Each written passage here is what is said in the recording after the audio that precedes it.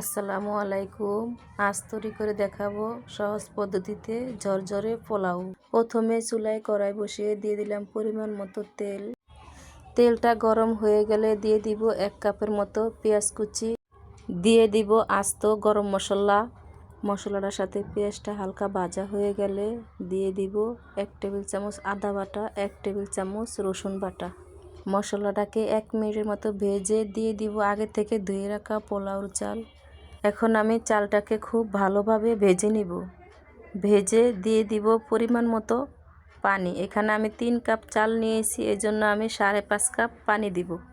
ভালোভাবে নেড়ে দিয়ে দিব স্বাদ মতো লবণ, 2 টেবিল চামচ লেবুর রস, 4-5টা কাঁচামরিচ, 2 টেবিল চামচ গুঁড়া দুধ, হাফ চা চামচ চিনি দিয়ে খুব ভালোভাবে নেড়ে নিব।